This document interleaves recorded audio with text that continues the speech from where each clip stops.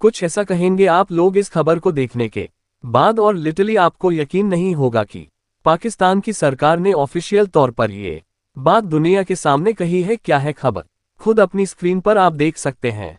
पाकिस्तानी सरकार की जो स्पोकपर्सन है, यानी कि प्रवक्ता है ऑफिशियल तौर पर, उन्होंने दुनिया के सामने कहा है कि जूनागढ़ भारत का हिस्सा नहीं है और भारत ने अवैध रूप से इस पर कब्जा कर रखा है। और इतना ही नहीं, आगे बोलते बोलते वह इतना आगे बढ़ गई कि खुद पता नहीं कि क्या कह रही है। उन्होंने आगे कहा कि भारत और पाकिस्तान के बीच में जूनागढ़ ऐसे ही है जैसे कि कश्मीर, यह एक अनसुलझा मामला है, अभी तक नहीं सुलझा है और हम इसे ऐसे ही लेते हैं जैसे कि कश्मीर और इसे अपना ही हिस्सा मानते हैं। यानी कि पाकिस्तान की सरकार ने अब आधिकारिक तौर पर जूनागढ़, जो कि आज आधुनिक भारत के गुजरात राज्य में पड़ता है, इस पर ऑफिशियल अपना दावा ठोक दिया है और इसे अब अपना बता दिया है।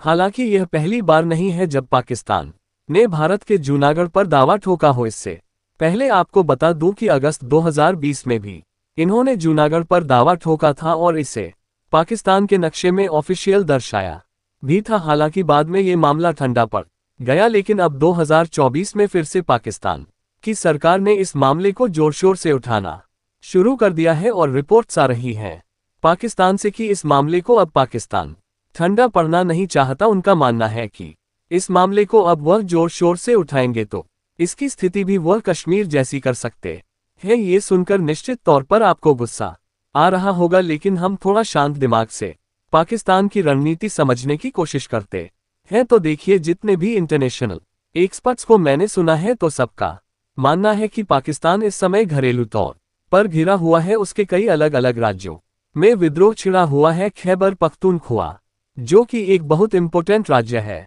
पाकिस्तान का, वहां पर तालिबान ने पूरी तरीके से कब्जा करना शुरू कर दिया है।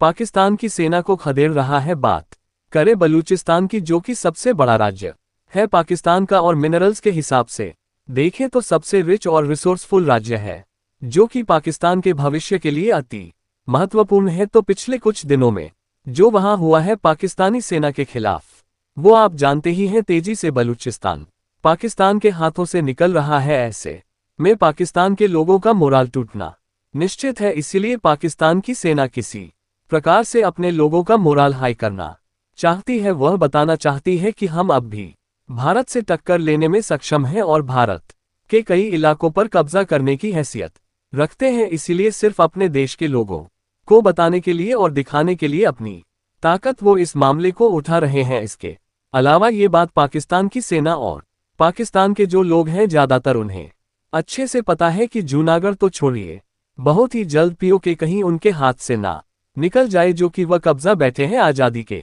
बाद से ही। वहीं पाकिस्तान की सरकार और जनता से मैं यही कहना चाहूंगा कि तुम्हारी सेना मुंह से मूंगफली नहीं तोड़ पा रही और बात कर रही है अखरोट तोड़ने की कहीं और से। तो मुझे लगता है कि उन्हें फिलहाल अपने देश पर ध्यान देना चाहिए। इन फालतू की बातों के झंझट में पड़ोगे तो लेने के देने पड़ जाएंगे, यानी कि कब जाने की कोशिश करोगे और बहुत बड़ा एरिया गवा बैठो।